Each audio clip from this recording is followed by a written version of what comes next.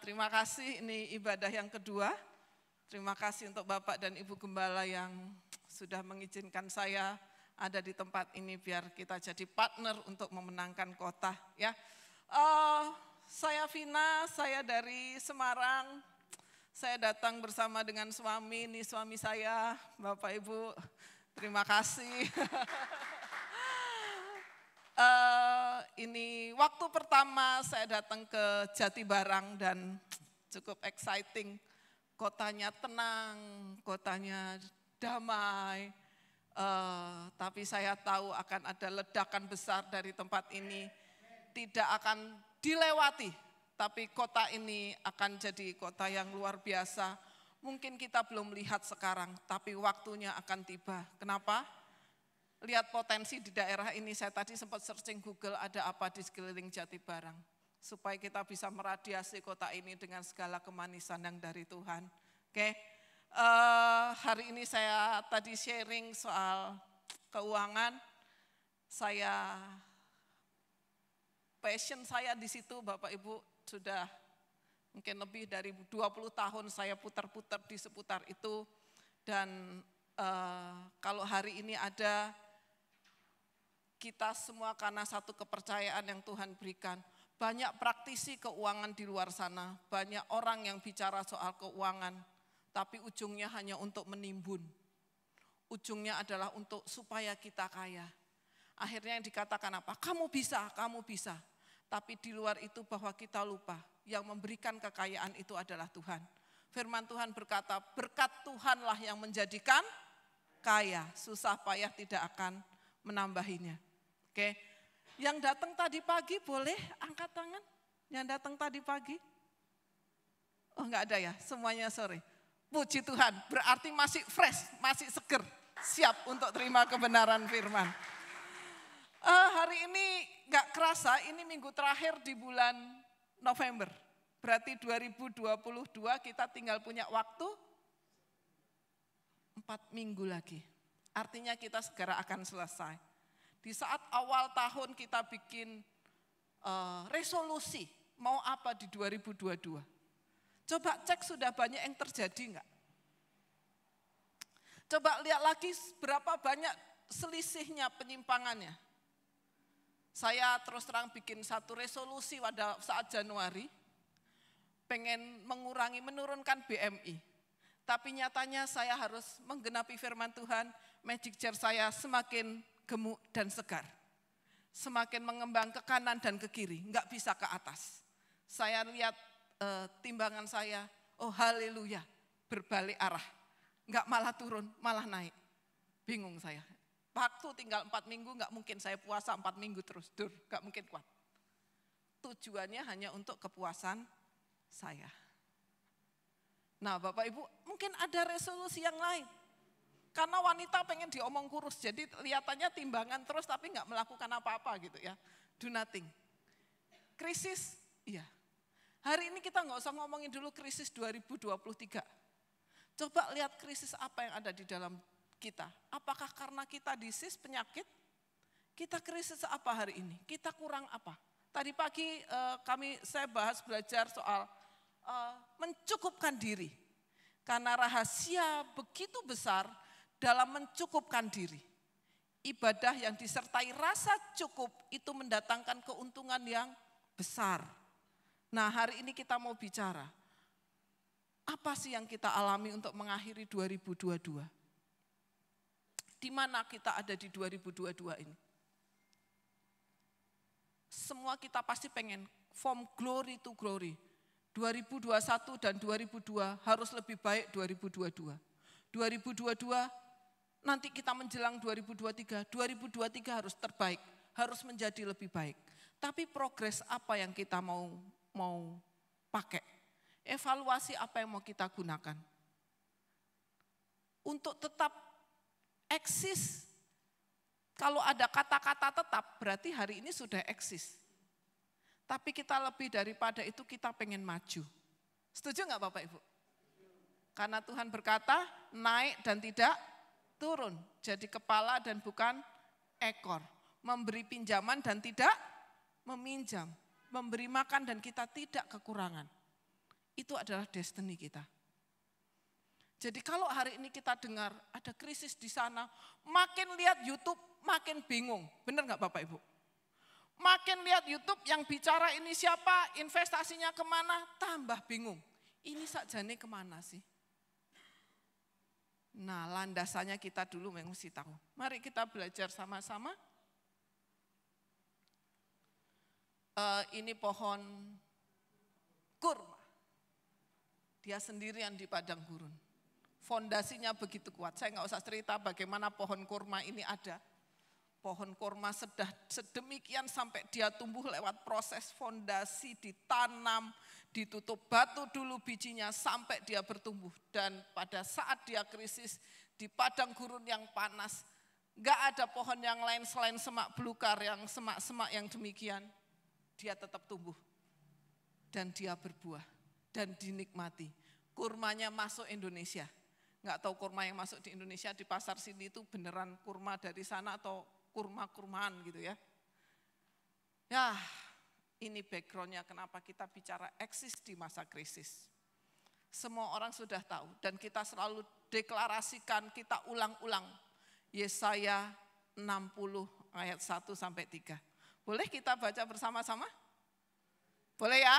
2, 3. Bangkitlah, menjadi teranglah, sebab terangmu datang. Dan kemuliaan Tuhan terbit atasmu. Sebab sesungguhnya kegelapan menutupi bumi dan kekelaman menutupi bangsa-bangsa. Tetapi terang Tuhan terbit atasmu dan kemuliaannya menjadi nyata atasmu. Bangsa-bangsa berduyun-duyun kepada terangmu dan raja-raja kepada cahaya yang terbit bagimu. Amin. Kalau munya itu adalah GBI Duta Kerajaan yang ada di sini. Berarti bisa kebayang seperti apa. Hari ini kita sedang mendengar kegelapan menutupi bumi. Negara-negara kolaps. Betul ya Bapak Ibu? Kita dengar, itu akan sampai ke Jatibarang enggak? Makanya yuk kita bikin pagar tembok dalam nama Tuhan Yesus. Krisis gak boleh masuk ke Jatibarang. Jatibarang aman, Jatibarang makmur, Jatibarang tentram, Jatibarang senang, Jatibarang diberkati Tuhan. Tidak ada krisis di Jatibarang. Mungkin? Mungkin gak? Mungkin kalau umat Tuhan berdoa karena pada saat krisis di Mesir ternyata ada Goshen di sana. Iya kan? Jatibarang bisa jadi Goshen enggak? Ayo berdoa, itu tugas kita untuk kita berdiri buat kota dan bangsa kita. Bagaimana supaya krisis boleh terjadi. Tapi kita mesti tetap eksis jadi berkat. Mari kita baca Hagai 2 ayat 1 sampai 7. Kita baca ayat 7 aja. 2, 3. Aku akan menggoncangkan segala bangsa sehingga barang yang indah-indah kepunyaan segala bangsa datang mengalir. Maka aku akan memenuhi rumah ini dengan kemegahan. Firman Tuhan semesta alam. Goncangan terjadi. Kegelapan tadi di Yesaya terjadi. Tapi supaya barang yang indah-indah itu kemana? Mengalir. Mengalirnya kemana? Rumah ini. Siapa rumah ini?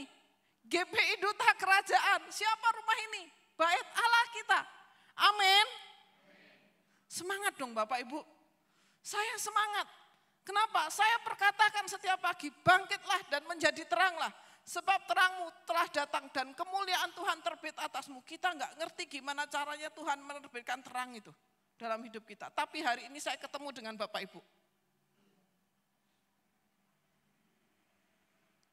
Tepuk tangan dong, ayo kita tepuk tangan buat kita.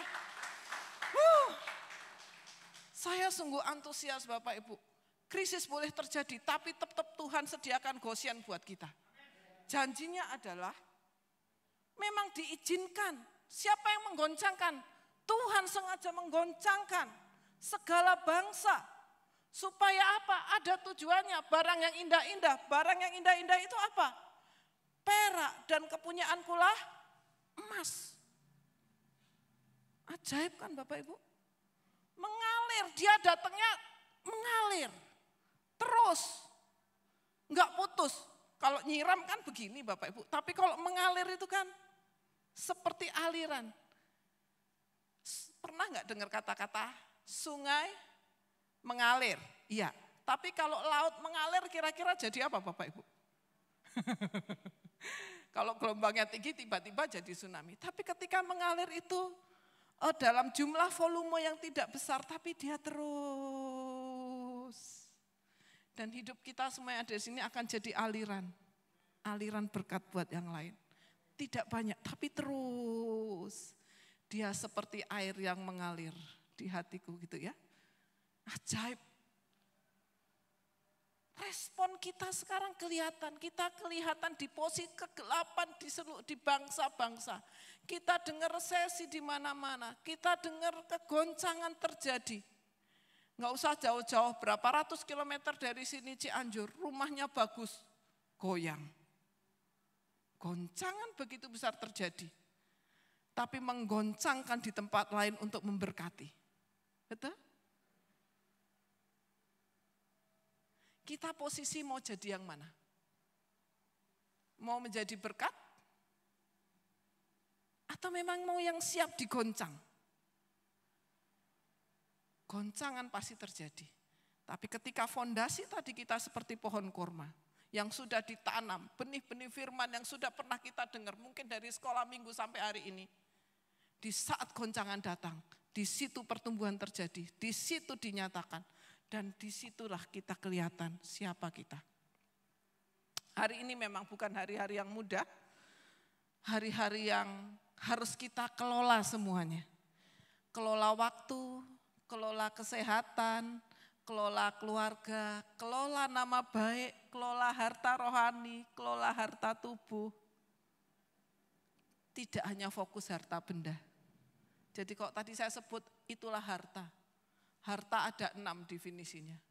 Harta tubuh, harta jiwani, harta rohani, iman kita, nama baik, ya, harta hubungan, harta keluarga, baru harta benda. Tapi waktu kita sejujurnya kebanyakan untuk pada saat usia produktif untuk mengelola harta benda. Padahal itu fana. Tapi ya memang mau nggak mau. Kalau di Jatibara nggak kelihatan kita pagi harus ngantor dan pulang jam berapa, dinamika kerjanya, waduh sekian lama sampai orang harus makan aja sampai menikmatinya sambil jalan tidak menikmati, asal terpenuhi aja. Tapi itu tuntutan. Jadi apa yang harus kita kerjakan? Bapak Ibu, ending dari kegoncangan adalah supaya rumah ini kemegahannya yang kemudian akan melebihi kemegahannya yang semula. Bagaimana kita nggak harus siap-siap kalau Tuhan sudah ngomong dengan semua ini. Betul nggak Bapak Ibu? Siap, sedia jadi wadah yang lengkap. Seperti waktu Tuhan Yesus mau perjamuan kudus, terakhir the last supper malam itu, cari tempat di loteng. Karena di situ sudah lengkap dan tersedia. Kalau itu hidup kita sudah lengkap dan tersedia, Tuhan gampang masuk buat hidup kita. Karena wadah kita, wadah yang siap. Oke, kita masuk ke topik. Untuk eksis di masa krisis. Eksis di masa krisis. Mulai dari mana? Mulai dari kita. Karena bidang saya keuangan, saya akan ngomong dulu soal keuangan. Ya. Keuangan di kas itu hanya ada 2, pendapatan dan pengeluaran. Uang masuk dan uang keluar. Udah itu aja. Saldo di bawah harus sama. Debit sama kredit itu harus sama, enggak mungkin enggak. Kalau selisih Rp1 harus dicari sampai ketemu. Maka kenapa pada tanggal 31 Desember, setiap tanggal 31 kita harus menyamakan. Untuk menyamakan enggak harus nunggu 31 Desember, tapi setiap hari tutup buku sebelum pulang kantor, debit kredit harus sama, enggak boleh enggak. Nah, buat kita semuanya, kalau kas itu hanya ada 2, debit dan kredit. Mana yang paling banyak kolomnya yang dipakai? Pendapatan atau pengeluaran? Pengeluaran. Kalau yang gajian, pendapatannya cuma satu, gaji. Mungkin nanti pas THR ada THR, mungkin nanti ada bonus. Tapi untuk yang toko, pendapatannya laba. Ya, pembayaran, uang masuk, kemudian laba. Buat yang buka toko, yang enggak gajian, caranya gimana ngelolanya? Harus hidup dari laba, jangan hidup dari modal. Kalau modalnya sudah kepake, enggak bisa mendatangkan laba lagi. Makanya kantongnya harus dibedakan. Enggak boleh laci itu dijadiin ATM. Gimana cara pembukuannya? Enggak saya ngomongin hari ini, nanti enggak selesai. Kelola pendapatan. Ketika saya karyawan, saya bekerja, saya enggak mungkin minta, Pak Bos, kebutuhanku bulan ini sangat banyak.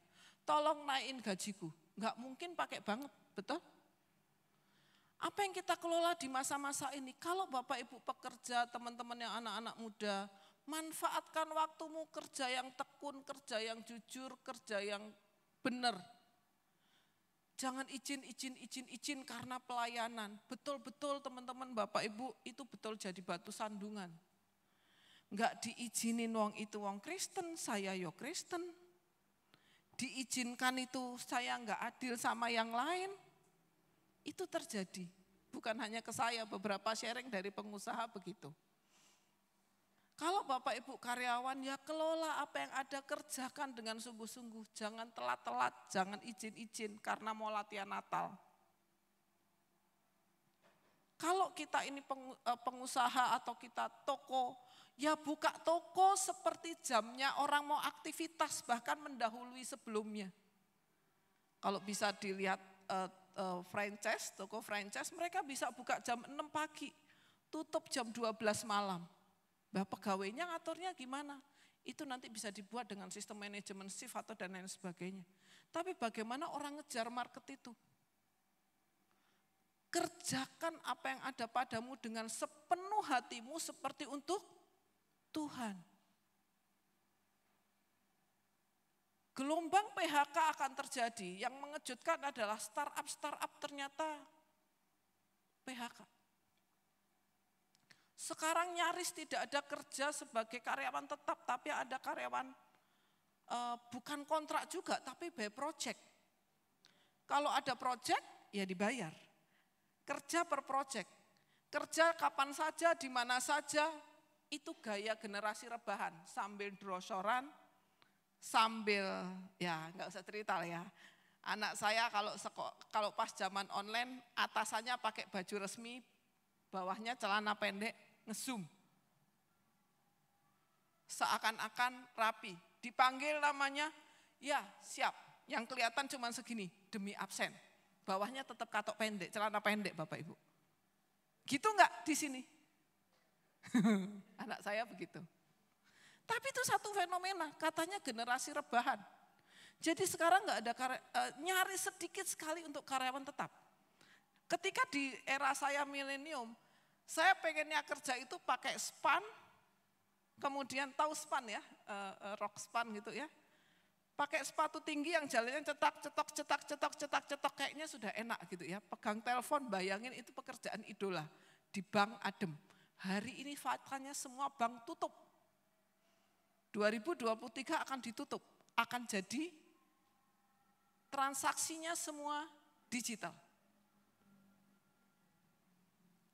Hampir nyaris nanti saya nggak tahu itu PT Pura di Kudus yang tempat cetak uang, mata uang Republik Indonesia dicetak di sana, diseal di sana, masih ada nggak? Karena uangnya semuanya akan uang digital. Sudah ada perubahan, jadi sekarang apa yang ada pada kita, ayo dikelola sebaik-baiknya. Kompetisi tetap ada, bahkan kompetisinya sekarang sama robot. Yang enggak ada jam kerja, di mana saja, kapan saja, robot dia tidak minta cuti. Itu tenaga manusia sekarang kompetisinya dengan gitu. Jadi kalau sekarang teman-teman yang muda di sini atau om, tante punya anak yang ada di luar kota, yang mungkin kuliah, yang mungkin kerja, kasih tahu. Kerjakan dengan tekun, kerjakan dengan sungguh-sungguh. Apapun keadaannya, tekuni. pasti nanti ada hasilnya. Om tante sarankan sama mereka mungkin, oh hari ini aduh usia sudah segini kok masih belajar soal uang ya. Sudah terlambat, oh enggak terlambat.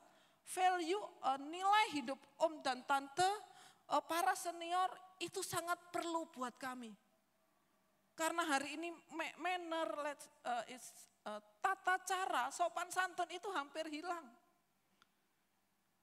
Contoh ya, ini untuk yang kantor karena kita sedang ngelola pendapatan. Dulu kalau kita kerja, mau ngelamar kerja, itu kan benar baju rapi ya.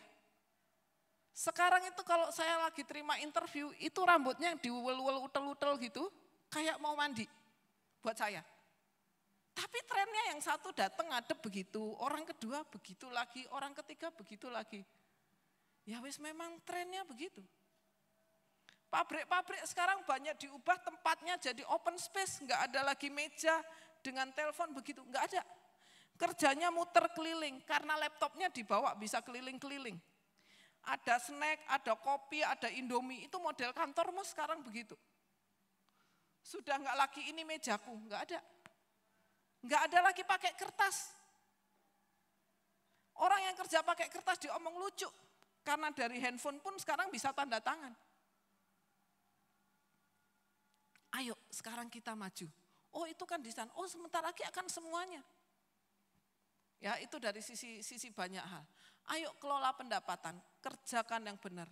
Buka toko, mari buka toko dengan cara yang benar. Kasih harga yang benar, enggak naik-naikin juga jangan sampai rugi lah ya. Karena kan kita ini kerja, kalau toko yang kita cari kan ya laba. Nah hanya yang punya toko bagaimana manage-nya, ya harus hidup dengan apa yang ada pada kita. Artinya income kita, yang disebut income adalah pendapatan bukan modal. Harga jual, modal berapa, kita jual berapa, itulah laba. Laba itu yang kita bisa makan. Kalau modal yang kita makan, habis dah kita. Prinsip ini saya rasa sudah ada dari zaman dulu, betul? Tapi prakteknya terlalu susah. Saya punya beberapa teman-teman konseling gimana caranya mengelola toko zaman sekarang. Karena ATM-nya itu dilaci. Pengen ambil. Saking bosennya sampai wis terserah lupa itu barangnya konsinyasi. Waduh. Pas orangnya nagih nggak ada duit. Uangnya kemana? Nggak tahu. Karena nggak pernah dicatat. Saya nggak tahu, om sama tante dulu di sini pasti nyatet ya. Nyatet keluar kemana, mama saya masih nyatet bawang, gula putih, masih nyatet. Saya masih nyatet, saya meneruskan. Mau dicek handphone saya nyatet sampai hari ini. Parkir. BBM, ngopi, ya pokoknya saya nyatet. Dan penyakit terbesar terbukti masih sesuai dengan badan saya. Makan siang belum bisa terkendali sudah sekian tahun. Sekian tahun masih jam makan siang masih selalu rusak. Karena kemarin ditraktir, jadi kok sekarang nggak traktir kan sungkan. Wis, itu masih luar biasa ya. Kelola pendapatan. Nah, bagaimana dengan pengeluaran yang rinciannya begitu banyak? Bikin anggaran. Tadi pagi saya cerita metode amplop 1, 2, 3, 4. 1 perpuluhan, 2 tabung, 30 maksimal untuk bayar cicilan dan 40 biaya hidup. Nah, bagaimana untuk ngatur biaya hidup hanya 40% dari income? Saya nanya. Dari 1, 2, 3, 4. Ini logika aja ya, seandainya pakai prinsip ini. Siapa yang berani ngambil 1? Siapa yang mau ngambil perpuluhan? Motong perpuluhan? Pasti enggak. Oke, sekarang 2. Siapa yang menabung? 20%. Karena kita tahu kita punya tujuan keuangan, kita pasti nabung. Untuk pensiun, untuk anak sekolah. Mama papa kita dulu nabung dengan caranya yang luar biasa lah. Nggak tahu gimana caranya dia nabung sedikit dia kumpulin, ditukerin emas. Mama saya dulu gitu. Sedikit demi sedikit ngumpulin, ditukerin emas lagi. Sampai akhirnya nanti pas sekolah emas itu dijual. Zaman dulu belum ada tabungan pendidikan waktu itu. Nah, bagaimana sekarang kita dengan 10, 20, 30, 40? Kalau biaya hidup ini enggak kita anggarkan. 40 ini suka nyerobot yang atas-atasnya nih. Entah nyerobot yang 3, entah nyerobot yang 2. Tapi jangan kasih nyerobot yang 1. Yang 1%, yang nomor 1, yang perpuluhan. Tapi biasanya ketika saya nanya pasangan muda khususnya, 40% enggak cukup Bu. Terus yang dikorbankan yang mana? Kalau ngorbankan yang 30% jelas nggak berani. Karena nanti begitu telat debt collector datang kan. Akhirnya dikorbankan yang 20%. Jadilah nggak pernah nabung. Begitu anaknya mau naik sekolah, bingung, utang. Menyelesaikan masalah, tanpa masalah hari ini, tapi bermasalah besok. Oke. Mau cepat, instan, klik, 1 jari, 5 menit cair, namanya pinjol. Berapa bunganya? 1 hari 1,49% per hari. Ngeri apa ngeri banget itu? Ngeri banget Bapak Ibu. Itu di mana? Di mana-mana. Level apa? Enggak usah ngomong level pegawai. Level biasa sampai manajer pun kejerat pinjol banyak. Ya. Sekalian saya ngomong yang poin 3. Hutang. Ini kalau ngomongin hutang saya bisa 2 sesi sebetulnya. Plus habis itu konseling. Konselingnya sampai 90 hari. Saya mau cerita satu ilustrasi. Ada satu keluarga yang saya mentorin. Dari orang tuanya dulu nggak makan daging. Jadi sampai usia sudah 40, kalau nggak ada daging nggak bisa makan. Pas-pasan. Jadi setiap hari makannya harus daging. Bisa daging ayam? Nggak bisa, harus daging sapi atau daging babi. Wih, saya cukup lama untuk membebaskan namanya daging ini Bapak Ibu. Karena hutangnya keluarga ini di 20 tempat. Wih, kur, sertifikat BPKB, motor, mobil, semuanya ada di tempat sekolah. Saya sekolahkan semuanya Bu, tapi nggak bikin pinter sekolah yang itu. Keluarnya juga nggak ada ijazahnya. Wah, akhirnya kita konseling satu-satu. Lah kowe yuk. Belakang nangis, saya tinggal nangis. Lah bertengkar sendiri saya nggak didengerin ya, bingung. Waktunya sudah habis makan waktu. Oke, mau beres nggak sama yang namanya utang ini? Karena tahu nggak Bapak Ibu, dari income sudah nggak sempat dibagi 1, 2, 3, 4. 60% habis buat makan daging. Haleluya nggak? Daging berapa Bapak Ibu? Sekilo kan? Saya lupa, waktu itu masih 80 atau berapa. Tapi puji Tuhan hari ini terlepas buka restoran hisit malahan di Semarang. Oke, saya bersyukur. Habis 2 tahun dia terlepas dari hutangnya sudah pelan-pelan lunas. Sekarang tinggal 1 hutang karena kartu kreditnya bisa banyak, jadi 20 itu ada kartu kredit, ada KUR, ada BPKB segala macam. Beres satu. Nulisnya ayo tulis, cara beresin utang itu enggak mudah Bapak Ibu. Itu ada kayak terikat.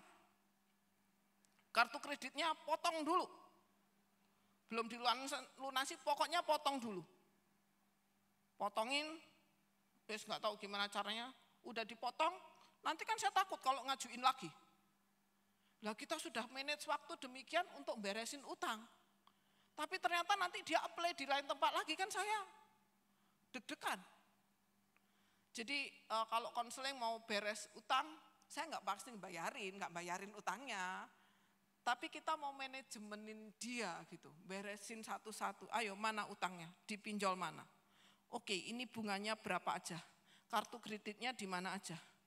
Yang bunga di kartu kredit ini pakai KTA itu berapa? Kredit KTA itu bukan kredit tanpa angsuran loh ya. Kredit tanpa angsuran lah enak ya, nggak ngangsur. Itu kredit tanpa agunan, tapi bunganya luar biasa. Habis kartu kreditnya dipotong, kita list semua utangnya, kita list jatuh temponya, kita list berapa besarnya, kita list saldonya. Untuk makan tok 60%, kira-kira bisa nabung nggak? Lah listriknya, lah bensinnya, lah uang sekolah anaknya. Wih, luar biasa.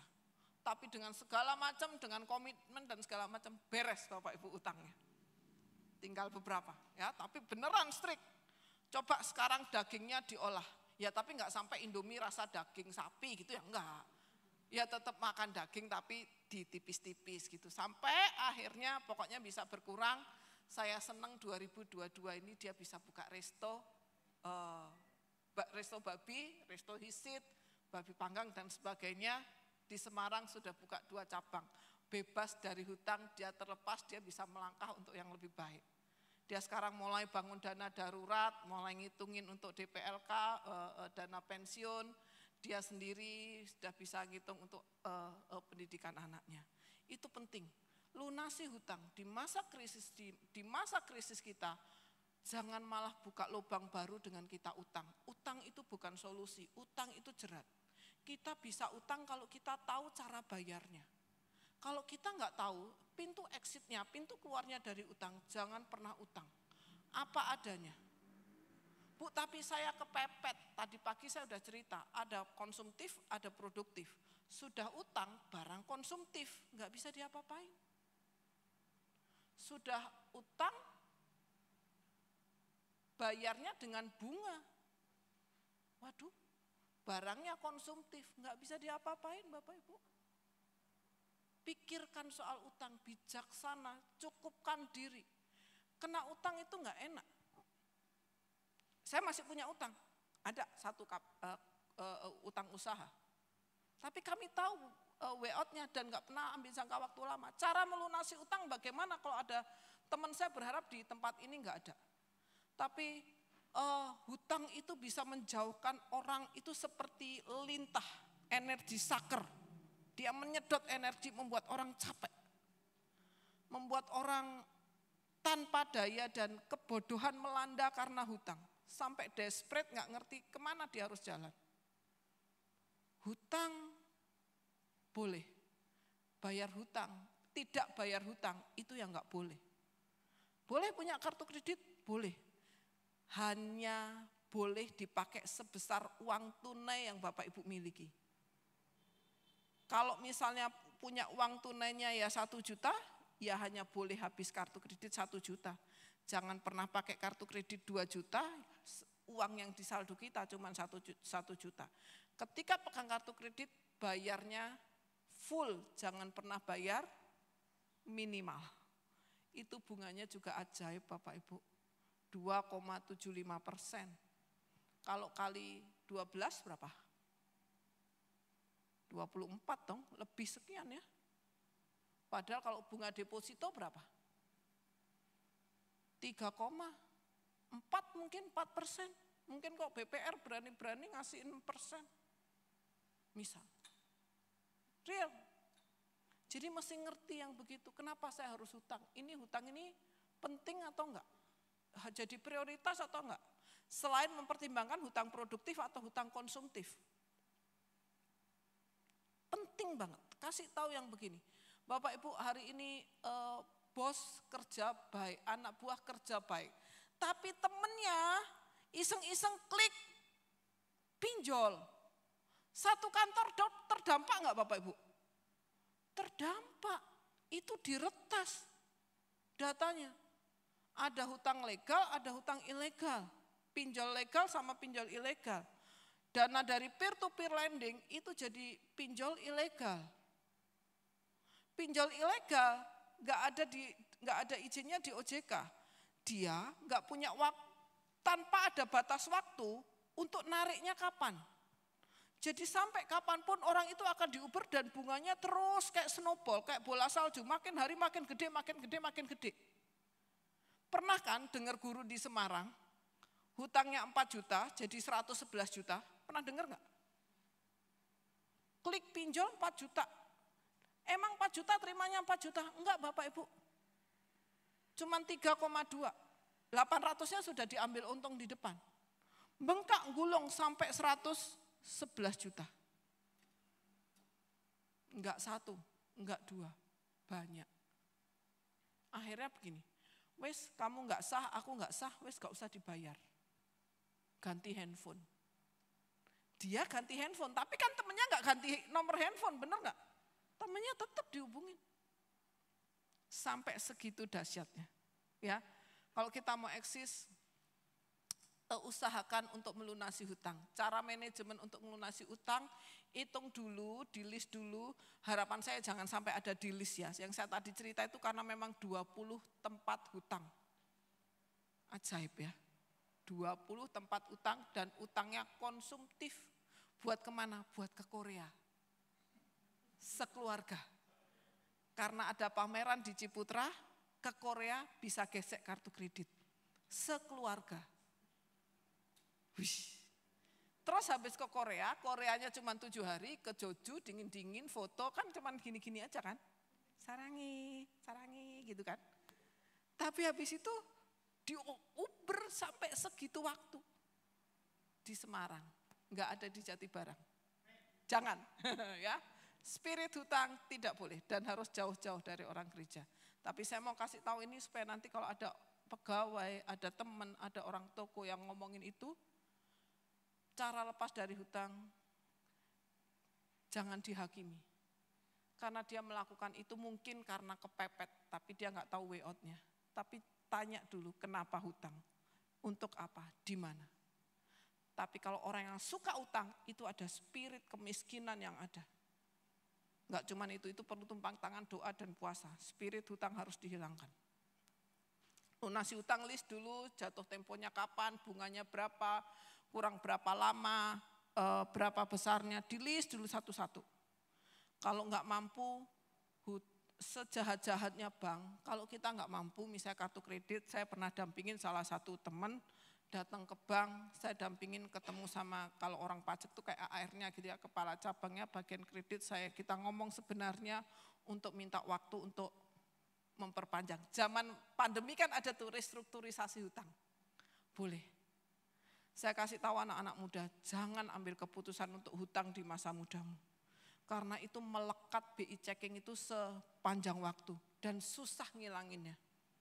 Sekarang saya mau kasih tahu anak-anak muda, kalau mau ngelamar kerja, BI checking itu bagian dari kredibilitas kita, langsung dicek. Saya kemarin baru ada teman yang bagus, ganteng, potensi, pinter, Inggrisnya bagus. Tapi begitu cek BI checking, jelek, nggak jadi direkrut, padahal sudah sampai psikotes. Eman, sayang gitu ya, maksudnya sayang gitu. BI checking sekarang gampang diambilnya. Ada NIK kan, ada KTP kan, udah dari situ aja. Anak-anak muda, om tante nanti kasih tahu cucunya. Kalau mau main medsos yang baik-baik, yang hati-hati. Jangan ngomong kata kotor, ngumpat-ngumpat di situ. Kami HRD untuk interview, gak pakai interview ribet-ribet. Hanya cari jejak digitalnya dia, itu bisa membuktikan dia siapa. Ini anak suka makan-makan, posting yang gitu-gitu. Itu malesi. Dah, beneran. Sekarang nggak usah interview, pengen mau apa, ini mau apa, dan nggak perlu. Ambil aja jejak digitalnya dia, dari IG-nya dia, dari TikToknya dia. Udah ketahuan dia siapa. Temennya dia siapa, jaringannya dia siapa. Sampai selevel itu. Jadi kasih tahu anak-anak muda, bagus IG-nya itu jadi kata-kata berkat, kata-kata yang membangun aktivitas yang positif. Jangan aktivitas yang jelek-jelek, bukan nggak boleh makan-makan, boleh. Tapi quote-nya harus quote yang bagus. Jangan ngecek-ngecek orang di IG-nya, kasih tahu. Karena itu sekarang model interviewnya itu sudah model begitu. Ya, Oke. Yang keempat, siapkan dana darurat. Dana darurat itu apa? Dana untuk berjaga-jaga. Di mobil pasti ada ban serep kan? Di mobil mungkin nggak ada payung, tapi ban serep selalu ada. Dana darurat itu penting. Berapa jumlahnya? Satu di rumah tangga, 1 atau 2 orang yang kerja. Kalau 2 orang yang kerja boleh cuma 3 bulan. Tapi kalau couple ya setidaknya keadaan seperti ini minimal 6 sampai 12 bulan. Demikian kalau Bapak Ibu punya usaha, toko atau usaha sendiri, mesti ada dana yang disiapkan, dana darurat 6 sampai 12 bulan. Tujuannya kenapa? Ketika krisis terjadi, ketika goncangan terjadi, kita nggak bayar pegawai. Jadi dana darurat harus ada, harus disiapkan. Nah, dana darurat harus ditempatkan di rekening yang liquid. Di rekening yang liquid misalnya tabungan, tapi nggak usah semuanya. Ya, Rp1 setelah dana darurat selesai, baru di situ harus ditempatkan ke tempat yang lebih produktif. Contoh, apa sih dana darurat? Mobil saya itu paling nggak berbentuk. Yang ngurusin mobil semuanya suami saya. Masalah gores, belok, gores, ban meletus, ban sobek, itu saya. Setahun saya nggak jelas ganti ban berapa, karena trotoarnya diem, tapi karena pikir saya mau minggir-minggir, nggak keminggiran, jadi malah bannya sobek. Nggak depan kanan, nggak depan kiri, nggak nanti kena belakang, nggak kenapa, itu saya banget. Ya tapi bukan terus jadi boros, suami saya terus ngomong, ini mesti begini, orang tuh nyetir itu mesti ngeliat spion dan lain sebagainya. Pikir saya minggir, nggak kelihatan kan kalau itu ada trotoar, jadi tiba-tiba gitu, habis bannya. Kalau sudah sobek karena trotoar begitu, lincipan gitu kan nggak mungkin ditempel kan, ganti kan. Ya itu begitu, dana darurat keluar untuk itu. Ya jadi saya yang melakukan, saya yang harus nuker kan, saya harus menyiapkan, motongin uang jajan untuk ngembaliin ke dana darurat. Ya harga ban 1,2 lah ya lumayan.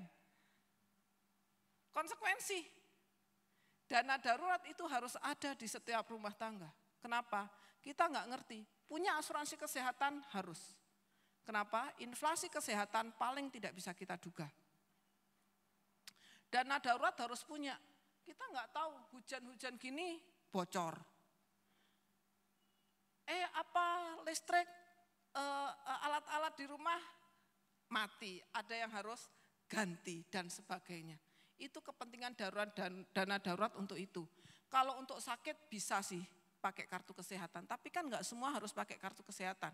Contohnya, kalau Bapak Ibu punya jam sostek, BPJS itu wajib ya, harus punya. Kenapa? Ya memang itu fasilitas umum, tapi itu menolong. Setidak-tidaknya harus punya. Kalau ada dana lebih, boleh punya asuransi, harus punya asuransi kesehatan.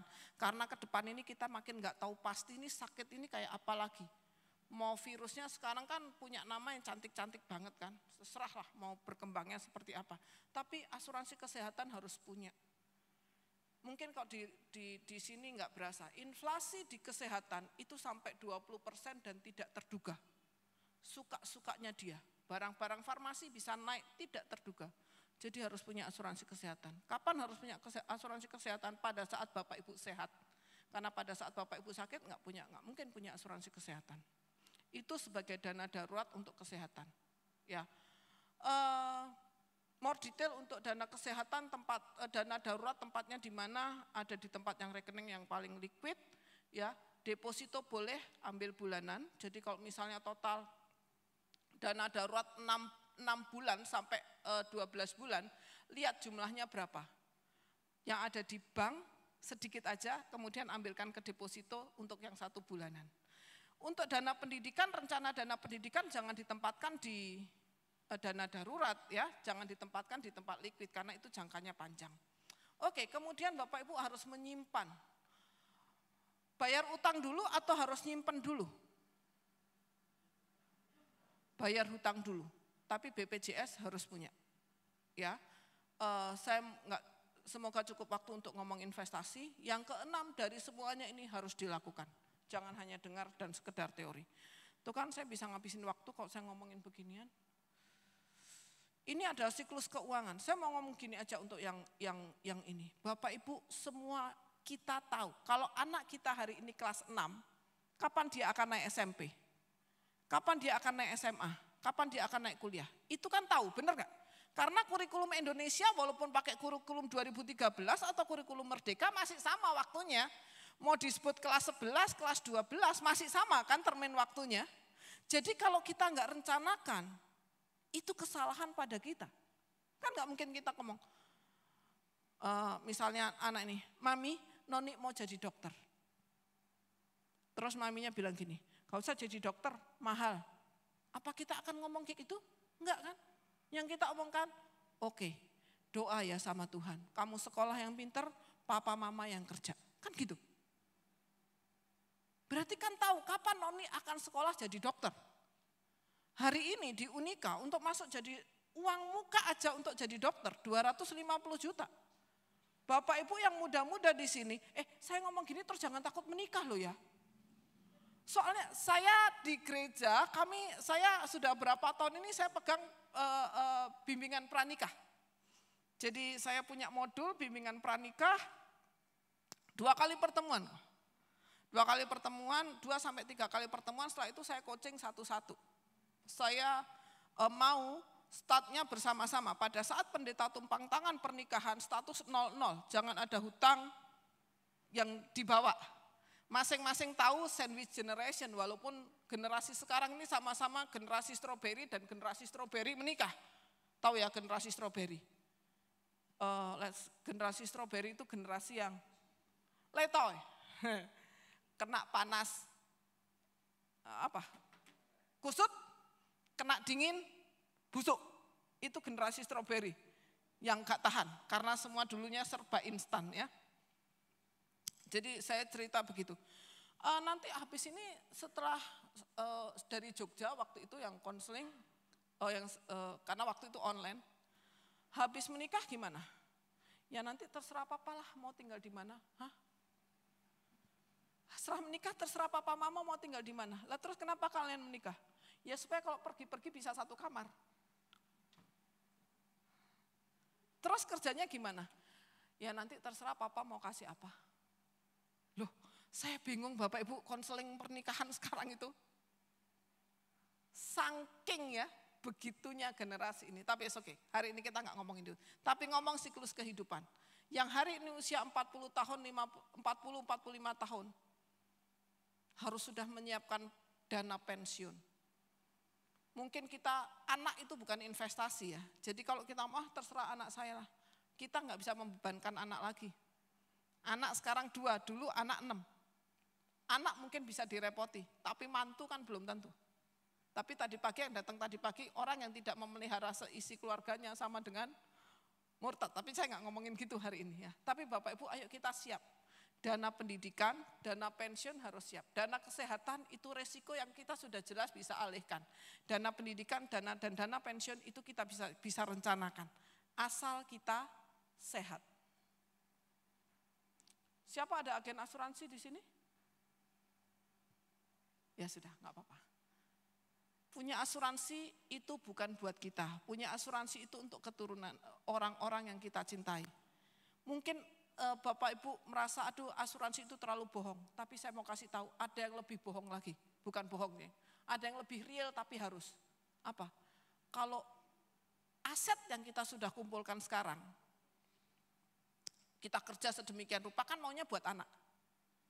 Tapi pemerintah jangan lupa punya ketentuan. Kalau terjadi resiko, kalau ada apa-apa sama kita, sampai kita mungkin pun sakit kritis, jangan sampai anak terbeban. Kalau sampai terjadi resiko meninggal, jangan sampai warisan yang sudah kita bangun, itu nggak bisa terjual gara-gara biaya BPHTB, sangat-sangat mahal. Sekarang tuh BPN pinter Bapak Ibu. Mau rumahnya di Jatibarang, dia cek alamat rumah, pakai Google Map, koordinat berapa. itu nanti di BPN sudah ketemu NJOP berapa, harga pasar berapa. Kita nggak bisa tipu lagi, jadi BPN minta harga 5%-nya itu berapa. Sudah sampai level itu sekarang. Jadi kalau ini kita nggak siap-siap, kita bukan siap-siap itu bukan siap meninggal, enggak. Kalau kita tidak merencanakan hidupnya kita bikin susah orang di sekeliling kita. Belakangannya lagi doa, Bapak Gembala doakan saya. Bapak Gembala nggak ikut ngutang. Bapak Gembala nggak ngitung pada saat beli aset, nggak diajak ngitung. Begitu susah datang. Akhirnya minta berkat, diberkati. Tapi kan secara manajemen kita yang harus mengerjakan bagian kita. Kok rasanya tegang ya? Apa materi saya cukup tegang? Enggak, saya enggak nakut-nakuti. Tapi ini harus dikelola. Kenapa? Umatku binasa kalau tanpa pengetahuan. Oke, kenapa begitu? Harta itu menarik hati kita. Karena di mana harta berada, di situ hati kita berada. Kalau enggak di-manage, ketika hati kita condong dengan harta, kita condong dengan mamon, Tuhan cemburu. Karena kita tidak akan pernah bisa menduakan, Tuhan enggak suka dengan mamon. Makanya contohnya mamon. Cemburunya Tuhan sama mamon ketika hati kita bergeser kepada mamon. Tapi kita harus memanage uang itu sebagai alat tukar. Jangan jadi hamba uang. Supaya jangan jadi hamba, kita harus jadi tuan dari uangnya kita. Gimana caranya kita jadi tuan? Kita harus manage uang kita. Oke, caranya manage gimana? Buat anggaran. Lukas 14:28 bicara gini. Sebab siapakah di antara kamu yang kalau mau mendirikan sebuah menara, mau bikin tujuan, tidak duduk dulu untuk membuat anggaran biayanya. Anggaran biaya jelas itu bicara soal uang. Kalau cukup uangnya untuk menyelesaikan pekerjaan itu. Orang punya gede, mau ini. Kita nggak hidup dengan Doraemon, kantong kita kantong Doraemon. Siapa yang nonton Doraemon? Cucu-cucunya pasti nonton Doraemon. Aku ingin begini, aku ingin begitu, aku ingin itu. Ini banyak sekali kantong ajaib gitu. La Doraemonku. Loh, gak ada proses yang didengar anak-anak kita sekarang. Tapi kita juga jangan jadi paman gober. Ingat gak paman gober? Ada yang ingat paman gober? Cik ingat gak Cik paman gober cerita Donald bebek itu? Itu bebek yang kaya raya. Duduk di emasnya yang sangat banyak tapi pelit luar biasa. Paman gober yang kita dengar, kita generasi yang bacaannya paman gober dan Donald bebek. Tapi anak sekarang generasinya Doraemon. Ingin itu banyak sekali tapi bisa dikeluarkan dari kantong ajaib. Kalau anak-anak nonton itu, makanya anak-anak itu bisa tantrum. Tahu tantrum ya? Tantrum tuh nangis gulung-gulung yang heboh itu di toko karena pengen barang. Karena yang dia lihat konsumsinya apa? Doraemon. Pengen-pengen terwujud itu. Jadi kalau dia pengen harusnya terwujud dari kantongnya papanya. Karena itu makanya ibu-ibu kalau ke Indomaret pengennya beli kecap. Tapi bawa pulangnya kecap sama Citato. Alhasil kecap sama Citato mahalan Citatonya daripada kecapnya. Enggak dimasukkan anggaran. Jebol. Oke? Anak-anak bisa tantrum. Ibu-ibu juga kalau tanggal double 12, ibu-ibu juga bisa tantrum. Jarinya belanja. Ya kan? Saya tadi pagi cerita, diberkati untuk memberkati Shopee dan Tokopedia. Buat anggaran, gimana caranya? Apapun keadaannya, prinsip kebenaran Tuhan jangan digeser. Perpuluhan tetap harus jadi nomor 1. Nabung tetap harus disiapkan. Yusuf menabung, mengumpulkan di Goshennya 1/5 dari hasil panen dan itu dia lakukan. Oke? bayar utang. Jangan dengan saya ngomong ada biaya hutang terus harus hutang, jangan. Hutang produktif boleh asal tahu bagaimana cara bayarnya. Oke. Tingkatan hutang saya mau cerita, hutang yang paling pucuk itu bahaya dan gawat, itu pinjol. Bawahnya ada KTA, bawahnya ada kartu kredit, bawahnya ada utang bank biasa, ya, leasing dulu baru bank. Itu tingkatannya. Hutang sama teman itu hutang yang paling tidak berisiko. Tapi jangan pinjam sama teman gereja. Nanti kalau kepahitan bisa salah satu dan dua-duanya nggak pergi ke gereja. Jangan, ya. Jangan utang, ya. Mau alasan apapun hutang itu harus dibayar. Hutang, orang yang nggak bayar hutang itu namanya orang fasik. Orang fasik tidak masuk dalam daftar surga, ya. Oke, saya cepat. Nah, ini sangat penting. Bapak Ibu tahu nggak berapa biaya hidup yang harus ada? Saya bisa cerita sehari kok saya ngomongin, tapi ini saya cepetin aja, ya. Fondasi keuangan keluarga paling basic adalah cost of living, biaya hidup, ya. Ibu-ibu, suami percayakan suami untuk juga pegang uang untuk dirinya sendiri. Bagaimanapun suami butuh eksistensi, ya. Jangan misalnya berapa gajimu semua buat aku terus kamu cari ODW. Jangan Bapak Ibu, nggak boleh, ya. Bagaimanapun kita harus menghargai suami kita, ya. Dia butuh bensin, ya. Bu, tapi suami saya untuk beli rokok, doakan, ya, supaya rokoknya bisa jadi hembusan Roh Kudus, jadi rokoknya pahit, jadi nggak merokok, ya. Kenapa? Ya, saya banyak mendengar suami-suami konseling sama saya, Bu, saya itu mau ngasih gaji saya semuanya 100% sama istri, Bu. Tapi kalau sudah masuk sama istri, Bu, susah keluar. Jadi suaminya nelongso, Bapak Ibu, ya jangan begitu juga. Suami-suami jangan ada uang laki-laki. Ya, ada uang laki-laki itu gawat, makanya penting komunikasi suami istri. Perlu sepakat penggunaan uang suami istri itu kemana, ya. Makanya ibu-ibu dalam OJK pun, saya sampai jam berapa ya? Saya nanti takut kebablasan. Jam berapa kok? Jangan Pak, saya harus, boleh ya? Saya cepetin ya, pokoknya nangkep gak nangkep, saya berdoa dalam nama Tuhan Yesus, ditangkep, tidak ada berkat malam ini yang tercecer. Karena kita semua ini pengelola. Ya, kita adalah pengelola yang setia dan bijaksana supaya kita bisa masuk dalam kerajaan Bapa yang kekal, kita bisa ikut pestanya Tuhan. Oke? Nangkep gak nangkep, saya pokoknya hari ini tabur benih di tempat yang sangat subur. Ya, saya datang lagi ada pertumbuhan. Ya, oke, let's stand, kita cepat. Ya, oke, habis cost of living harus disiapkan P3K, dana darurat tadi. Di mana tempatnya? Di rekening yang paling liquid.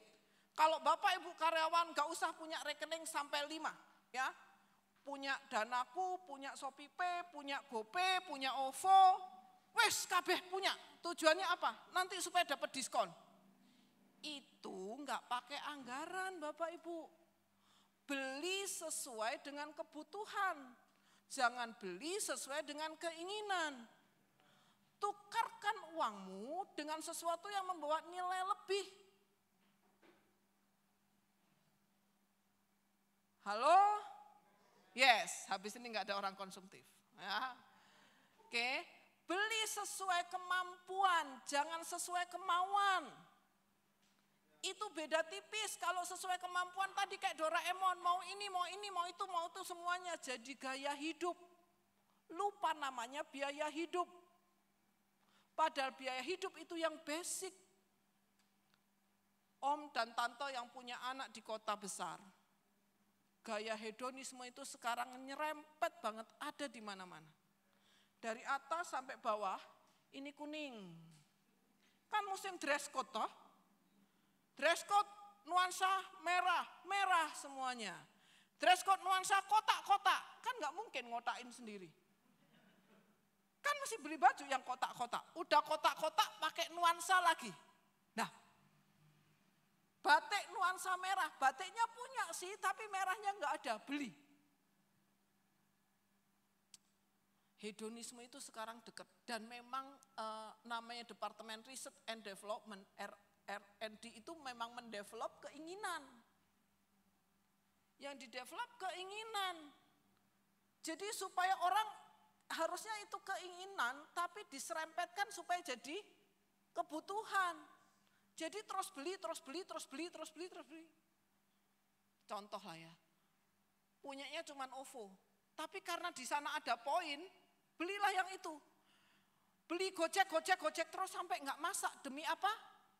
Poin. Padahal antara poin dan basicnya, borosan, poinnya kan lucu. Nah, wis ibu-ibu wis. 2 gratis 1. Banyak toh? Beli 2 gratis 1. Harusnya kalau 2 itu cukup sebulan, kalau dengan 2 gratis 1 kan jadi 1,5 bulan toh. Tapi kan 2 gratis 1 diskon. Boros jadi sebulan habisnya 3. Itu jadi boros atau jadi hemat? Ya sudah ngomong sendiri. Oke, income protection harus ya. Hari ini zamannya mungkin orang kepahitan orang banyak mengenai asuransi karena beberapa perusahaan memang nggak bayar. Ya makanya tadi pagi saya cerita, belajar dulu baru bayar, ngertiin ketentuannya. Karena resiko itu ada buat kita nggak ngerti kapan COVID itulah, itu pelajaran yang sangat luar biasa. Salah satu menti saya, punya hutan. Begitu diizinkan pulangnya karena COVID, nengok aja keluarganya nggak boleh. Hari ini mereka berantem soal urusan hutang. Dan jangan lupa, hutang itu hukumnya fidusia. Ketika hutang itu hukumnya fidusia, itu hutangnya diturunkan. Ini jamnya karena nggak bisa berhenti, saya pokoknya janji cepet toh. Dana pendidikan harus ada, dana pensiun harus punya. Gimana dana pendidikan, dana pensiun? Ini teman-teman, Bapak Ibu hitung dulu di mana posisinya, baru nanti kita naikkan di mana tempatnya. Ini saya sudah ngomong tadi, Bapak Ibu buat yang punya hutang jangan rela, jangan segan untuk melepaskan. Mungkin kadang-kadang kita diizinkan ada di lembah untuk turun menjual harta kita, supaya kita punya ketenangan dulu dan kita harus belajar dari situ. Saya pernah punya satu cerita, salah satu orang saya konseling juga suami istri, suaminya mau jual rumahnya supaya hutangnya lunas, tapi istrinya nggak mau. Begitu nggak sepakat, rumah sudah 2 tahun nggak kejual, bunga gulung terus. Tapi begitu kita ketemu artinya suami istri sepakat rumahnya, istrinya sepakat untuk rumahnya dijual, anaknya sepakat rumahnya dijual, rumah itu laku dan beres. Kadang-kadang kesepakatan itu memang susah didapatkan. Tapi unity dalam keluarga itu sangat penting dalam hal keuangan. Harus dibicarakan, jangan memutuskan sendiri. Suami itu perannya dalam rumah tangga mengenai keuangan. Ya kalau kita bicara pria sejati, pria itu sumber. Tapi kalau di keuangan, pria itu adalah arsitek. Saya mau bangun ini. Nah, istri itu pengelolanya. Jadi perannya itu nggak bisa dipisahkan. Arsitek harus jalan, dia yang gambar. Dia punya ide, kemana ini tujuannya, investasinya di mana. Kalau nggak ngerti, belajar dengan orang yang tepat. Kalau istri ya ini, keuangannya seperti ini. Ya, tadi jangan lupa bikin anggaran. Ya, pergilah jualah minyak itu dan bayarlah hutangmu dan hiduplah dari selebihnya. Kita sangat percaya Tuhan itu mencukupkan semuanya. Ya, ketika kita punya hutang, orang ini janda ini datang kepada Tuhan. Padahal ini istrinya Nabi loh teman-teman. Bisa punya hutang, mungkin karena dia memberi nasi bungkus di jalan-jalan, jadi sampai nggak punya sampai dia utang, mungkin ya, mungkin. Nah ini saya dalam nama Yesus dalam kecepatan tetap bisa diterima. Ya. Belajar apa lagi? Dalam situasi yang krisis untuk tetap eksis, di rumahnya siapa yang nggak ada semut? Di rumah saya ada semut Bapak Ibu, sudah tak kasih kapur semut tapi semutnya tetap datang. Bukan karena saya manis, bukan karena di rumah ada gula, tapi rupanya memang Tuhan harus menempatkan semut-semut itu di rumah supaya kita belajar dari semut. Dan percayalah semut itu enggak perlu diternak, dia sudah bertelur dan beranak dan di rumah pasti ada semut. Itu di rumah saya. Di Jati Barang ada rumah yang enggak ada semutnya? Ada ya Om? Iya, supaya kita belajar dari semut. Kenapa? Semut itu kita belajar dengan murah untuk belajar hidup, untuk belajar bagaimana menjalani. Kita ternyata jangan belajar sama profesor atau dokter, belajar sama semut gratis, nggak perlu Zoom. Mau belajar semut kan nggak bisa belajar dengan semua orang, dia nggak bisa nge-zoom. Tapi dia narasumber yang hebat untuk kehidupan. Hai pemalas, pergilah kepada semut. Perhatikanlah lakunya dan jadilah bijak. Jadi kalau mau bijak jangan minum tolak angin, tapi belajar sama semut. Ya kan kalau orang bijak minumnya tolak angin toh. Loh, tapi enggak loh. Itu firman Tuhannya ngomongnya belajarlah pada semut. Karena dia apa? Dia ini begitu teratur. Ya, enggak ada pemimpinnya, enggak ada penguasanya, enggak ada pengaturnya, tapi dia rapi. Dia menyediakan roti itu di musim panas dan mengumpulkan makanannya pada waktu panen. Bapak Ibu, kita masih sehat, kita masih muda, kita masih punya nafas hari ini. Itu musim panas. Kita ada duduk di sini, itu kita musim panasnya kita. Kapan musim dinginnya? Mungkin pas sakit. Mungkin pas kolesterol, saya kasih tahu ya, nggak bisa noleh gini aja susah nggak? Itu bisa jadi musim dingin buat kita karena kerja nggak bisa maksimal. Oma-oma, opa-opa mungkin nggak bisa naik tangga lagi sekarang. Tapi syukur kan ada lift kan? Jadi tetap ini musim yang baik. Ayo kita kerjakan bagian kita. Oke? Karena itu sudahlah seharusnya uangku diberikan kepada orang yang menjalankan uang. Ini bukan renter loh. Ini manajer investasi. Ini firman Tuhan. Ini Tuhan berkata kepada orang yang memberikan talenta. Yang talentanya 5 jadi 5, 2 jadi 2, yang 1 jadi berapa? Yang 1 jadi 2. Loh, ibu guru sekolah minggunya nanti ketemu saya kalau yang 1 jadi 2. Enggak ya, yang 1 kan disembunyikan di tanah.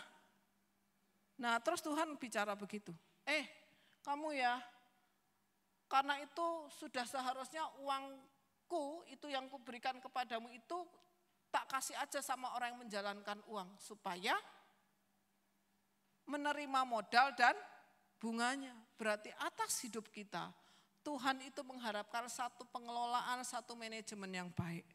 Supaya dari apa yang Tuhan percayakan dalam hidup kita, itu ada buahnya.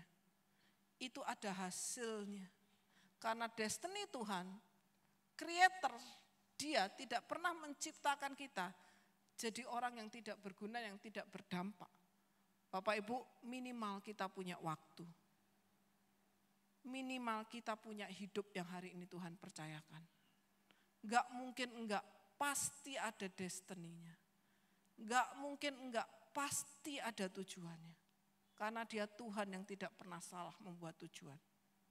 Karena dia Tuhan sudah merangkai hari-hari kita sudah sungguh sangat baik. Jadi kita mesti kelola itu dengan sungguh sangat baik. Wah, ini sebetulnya penting tapi mungkin satu waktu saya akan ngomongin. Ini saya ngomongin soal investasi, tapi tidak hari ini karena ngomong ini kok sepatah-patah nanti malahan jadi bubar. Ya. Nanti saya akan datang lagi. Tapi ini yang terakhir saya baru dapat 2 hari yang lalu. Ini dari financial planner. Saya kok rasanya harus menyampaikan ini. Ada 16 kebiasaan yang membuat orang jadi miskin. Ada rokok, ada alkohol. Ada overprice untuk kopi. Ada makan di luar, eating out daily. Harian saya nih ya kena nih ya. Ada minuman air botol. Ya itu bukan karena plastiknya saja, tapi karena dengan beli air kemasan daripada kita refill bawa tumbler dari rumah ternyata lebih efektif. Ya ada video game, jangan bilang begini ya, Bu sekarang pekerjaan itu ngegame loh Bu yang bagus. Saya pernah interview anak ya, saya lupa lulusan Undip atau mana saya lupa. Pekerjaannya apa? Gamer. Maksudnya gimana? Ya saya kan milenium nggak ngerti. Dari apa namanya? Dari ngegame yang sampai jam 2 pagi, jam 3 pagi itu dapat koin, dapat duit. Dan duit itu bisa di-redeem, itu jadi pekerjaannya dia. Pada teknik sipil. Bingung saya ini sekarang, Bapak Ibu. Generasi itu sudah sampai segitu. Mau sampai kapan? Mungkin gamer oke, tapi kan itu sistem terus berkembang. Yang begitu-begitu loh. Ya, jangan sampai jadi adiktif terhadap yang hal-hal yang tidak penting, anak-anak muda hati-hati. Ya buying branded clothes, ya karena sekarang orang itu punya prinsip macam-macam. Beli satu mahal nggak apa-apa, pokoknya merek. Daripada beli dua dapat dua atau beli ini tapi biasa. Itu bisa jadi tren hari ini. Ya, needed the new iPhone. Ya kalau fungsinya cuma WhatsApp, TikTok, pakai yang ada kan nggak apa-apa ya maksudnya. Forget it to cancel free trial. Saya pernah ini Bapak Ibu, ternyata dipotongnya $. Saya lupa ambil trial apa waktu itu. Pernah lah, pokoknya lu kok tiba-tiba dipotong $49, ini untuk apa? Oh iya, kan mesti untuk trial satu program aplikasi dengan, kita mesti taruh kartu kredit kan, jadi ada di situ. Lupa nggak bayar dengan full. Nah unnecessary tax untuk rights, jadi kalau sekarang dikit-dikit gojek, kelihatannya murah sih, tapi begitu dipengno, dikalikan, lebih mahal juga hasilnya. Dan banyak hal yang ini saya rasa yang paling penting saya mau notes adalah di impulse buying. Beli karena mumpung. Wah, itu harus diantisipasi. Ya, ibu-ibu, teman-teman remaja, putri mulai ya. Saya tadi yang topik yang pertama dengan anggaran, jangan tidak dengan anggaran. Ya, ditulis hari ini ke sini mau belanja apa, mau ke Jogja atau Seba mau belanja apa, ditulis. Supaya kita punya keteraturan. Karena dengan begitu, dengan segala macam yang kita atur, minimal kita sudah memanage. Ya, karena bagian kita adalah mengelola. Tuhan itu pemilik, kita pengelola. Dan yang Tuhan mau bahwa kita jadi pengelola yang setia dan bijaksana. Setia itu terus. Oke, yuk kita berdoa. Saya mau mengakhiri dan saya mau pulang ke Semarang dalam damai sejahtera Tuhan karena benih yang ditabur adalah di tempat yang subur. Satu waktu akan ada buah yang lebat. Om tante ceritakan ke anaknya. Yang mau menikah siapkan ke cerita ke pasangannya. Ya, supaya apa yang kita dapatkan hari ini betul-betul kita mendahulukan Tuhan. Kita mengelola karena kita cinta Tuhan, karena kita takut akan Tuhan. Kita mengelola karena kita harus bertanggung jawab dengan apa yang kita kerjakan. Ya, oke.